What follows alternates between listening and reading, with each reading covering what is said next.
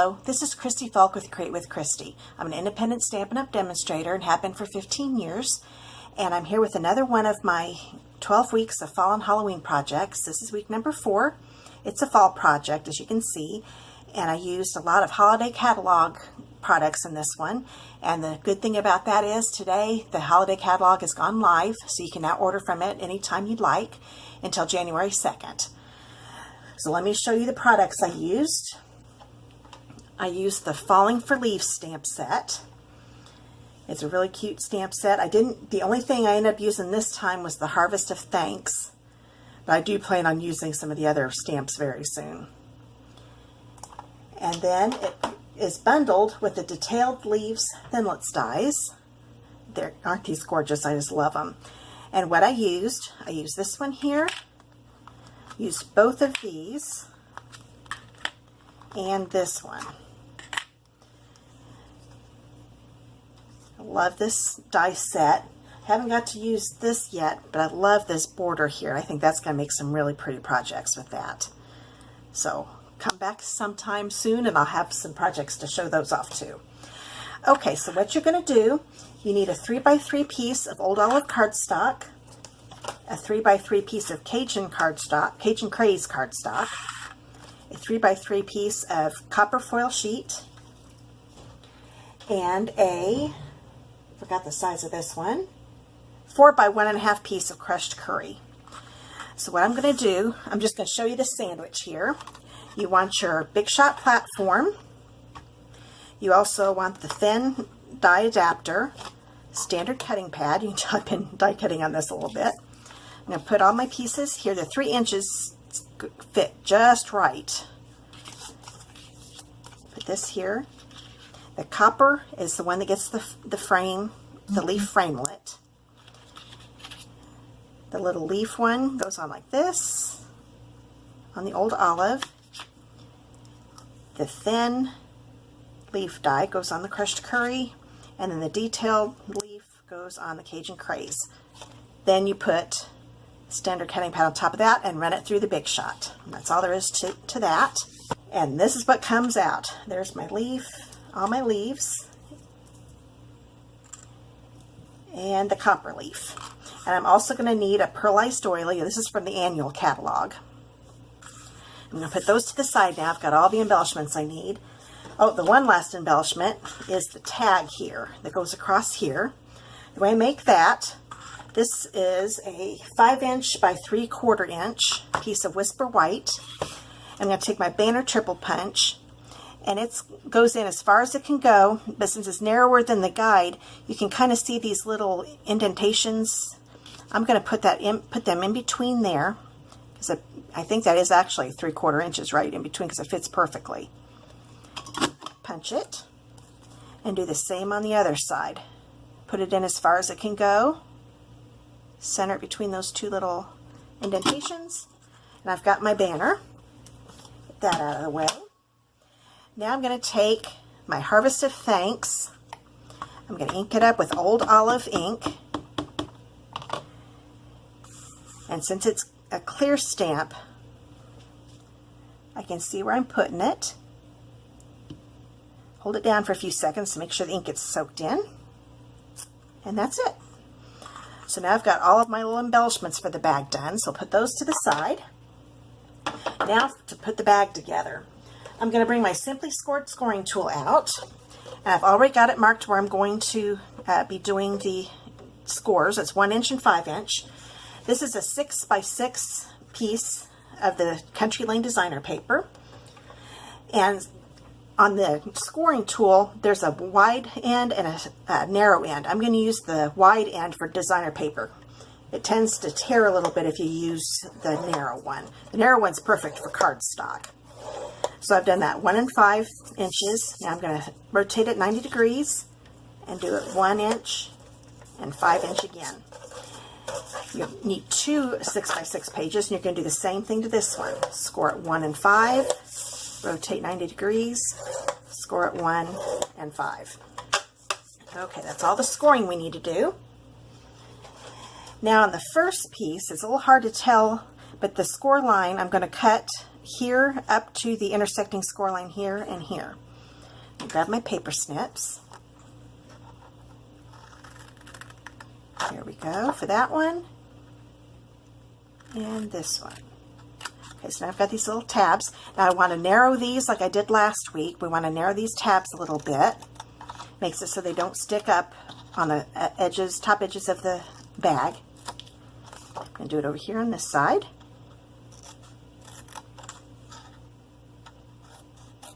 Okay, and that's all I need for that one. Now the second piece, I want to take those little square tabs off completely on the bottom. So now I'm going to cut those off completely. And cut this one off completely. And discard those. And now I've learned a trick. When I first made this, my little border here didn't line up here on the corners.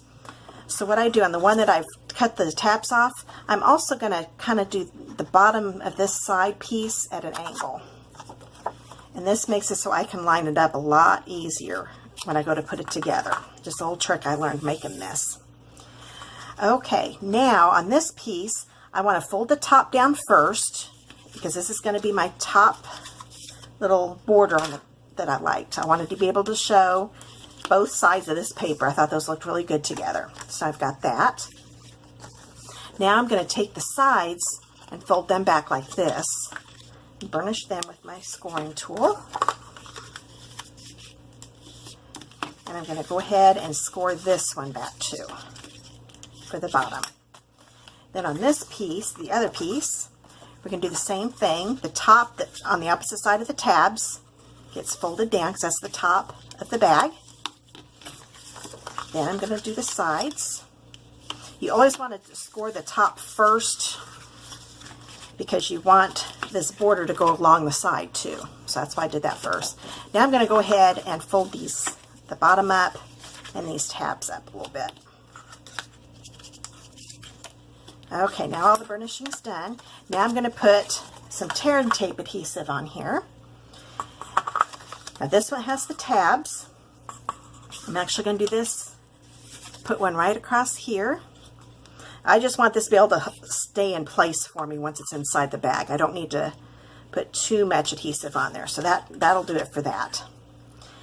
And I have found, because I didn't want this to flip up, I'm just going to put a little bit of tear and tape adhesive on this end and on this end too. So it's just the two ends from the score line here up to the top.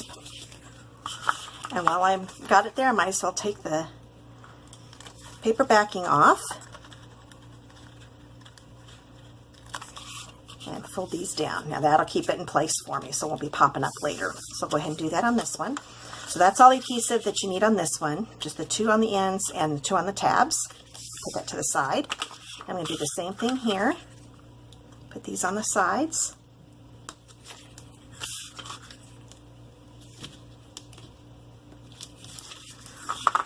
Move the paper backing.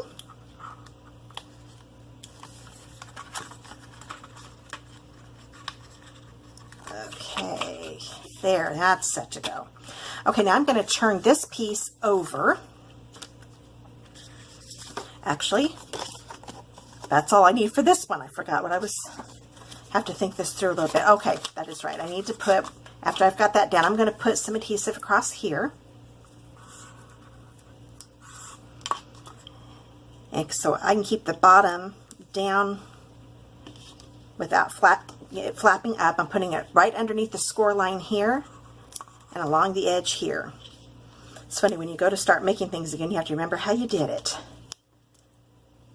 Okay, there we go. We'll bring this piece back in. I do have to do some more of this. So this is the one that's got the tabs. I'm going to turn this over. And I'm just going to put some adhesive from the score line here all the way to the top, just along the edge on both sides. And one more side here. Okay, there we go. Now that's all the adhesive. So you've got the two on the ends, on the inside of the bag, and then just two here on these tabs, and we've already connected these. Okay, the first thing you need to do is we're going to lay this down. Actually, it's probably easier, so I'm right-handed. I'm going to do it this way. I'm going to remove the paper backing off the bottom of this one. Sometimes easier said than done. There we go. And there. Okay, I'm going to take this section here and put it right above this. So this edge needs to be lined up with this score line. And the edges, bring that down a little bit because I don't want to go past the score line. There we go. Okay, now we've got that together. Now I'm going to take the backing off of this one. And you'll see why we burnish these. It's a lot easier. I can just fold that up now since it's already burnished. I'm going to bring this in like this and put that tab right there. Okay, do the same with this. Take this off. And one thing you want to be careful of, I didn't quite do that one just right. You want to make sure that this score line is lined up with the edge of this. So I'm going to do this at an angle here. There, now I can see it better. And now you've got these tabs down here. So those are attached that way. Now I'm going to take the adhesive backing off of this one. Oop. I got a little bit of cardstock stuck on that, it looks like, so it's not coming up as easy. There we go. And this is going to get tucked in here. Now you see how I've got that angled? Now what I can do, that'll make it so I can line the bottom of this border with this border. Once I've got that lined up, see, I can see at first it's going to be like this, but since I've got that angled, now I can kind of play with it a little bit. There we go. Now that that's straight, then I go and get the sides all together. So that's why I angled that one, this side piece right here. That way I can move this a little bit and get it lined up better. So I'm going to tuck this in, and it's probably easier to tuck it in first for this last one. First one doesn't matter, but this one, since we're having to do some, it's almost all closed up. I want to do it that way. Take the paper backing off. Before I attach it, make sure those are lining up. There we go. And there's the bag. Isn't that easy? Okay, now what I'm going to do, I've got a 1/8 inch handheld circle punch, and I'm going to line the edge of this right up against the side of this bag. Oops, help if I didn't have it upside down. There we go, I did have it right, okay. And then kind of bring it down.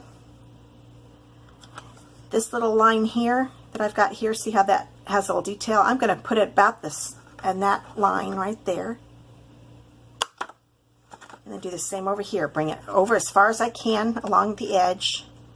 Try to line it up a little bit. There. Do the same over here.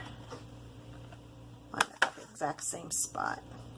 It's okay if it's not perfect, just as long as it's close. Now I've got my holes. I'm going to take these, I've got two 12-inch pieces of this 3 16 braided linen trim. Love this trim. I don't know if you can see it, but it's braided, and you'll get to see some of the cool things you get to do with it here. What we're going to do is, starting from the inside, put it through the hole. Sometimes easier said than done. There we go. Just have to get a hold of it a little better. And what I'm going to do, I'm going to tie a single knot here on the end. Just make a little loop, bring it around, and tighten it up. It doesn't have to be real tight, but enough that it won't come apart. And leave about an inch end right there. And I'm going to do the same thing over here. Bring it through the hole. There we go. That's nice, and when it's braided, it goes through pretty easy once you get it at the right angle. Make my loop and tie my single knot. Kind of push it down to where it's about an inch here and tighten. There, we've got that. Now if you look at this, I wanted to loosen up the braiding a little bit here on the ends.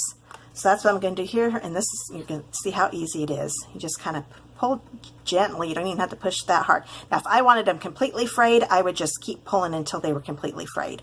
But I just wanted that to be a little bit wider and still have a little bit of a braided look. So that's all I did there. So I'll do that one more time on the other side. You're going to start from the inside, put the thread through the hole, loop around your finger, bring it through the loop, the end through the loop, make the end about 1 inch. You can kind of move this over a little bit and tighten. Do the same on this side. Put it through the hole, tie my knot. If it starts to fray while you're working on it, that's okay. No big deal. I'm going to widen that out and widen this out. There we go. So now we've got our little bag made. Isn't that cute? You could have just go like this, but I wanted to be able to decorate it some. So I'll bring all my embellishments back in. And I find with the copper foil, sometimes it's hard to get things to stick real well. So I'm going to take glue dots. This is something I found works pretty well. This middle section of the leaf is going to be covered up anyway, so if a little bit of adhesive is showing, it's okay. There we go. I had to find where the end is. Put that on top of a glue dot, so I've got one there in the center. Don't know if you can see that in the light or not. And then just put in a couple other places.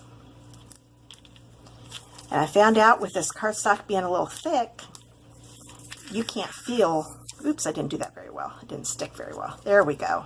It works better if you kind of put them in behind these things. They're a little wider. So I've got some glue dots there. And now I'm just going to put it, center it on the copper. That's the nice thing about that framelit. You can have a nice little border because it's just a little bit bigger than the detailed leaf. So that's how that went on. Now I'm going to go ahead and grab my doily. And the easiest way to do this is go ahead and put this on the bag itself. I'm going to take my SNAIL adhesive. Just put some across the middle here, so I'm going to do just in the middle because that's all going to be covered up. Put it about right there. Put your hand under here, get it on there. Now I'm going to take my leaves. I'm just going to put a little adhesive here, here, and here, just on the bottom of each leaf. And kind of have it angled like this. There we go. And now I'm going to do the yellow one. I found this one's a little too long, so I'm going to snip off most of that little branch there because we don't need that. I didn't want it sticking up too far over here. And I'll just put a little snail here and here. Just on these two. I don't want any here because that's going to be sticking out a little more. And have it like that. So I've kind of got them both on each corner. Now that that's ready, I'm going to put this on. So I'll put my SNAIL adhesive. Sometimes the backing, so you can kind of tell it's not sticking real well. But you can, there we go, I've got enough on there. It's going to stick really good now. I'm going to put it across here, covering up these little branches here and kind of centering it. There we go, that looks pretty good. Put my finger back there. Now that's on. Now with this, I wanted it to pop up a little bit. So I'm going to take my Stampin Dimensionals, get my glue dots out of the way here, and put one on each end. Take the paper backing off.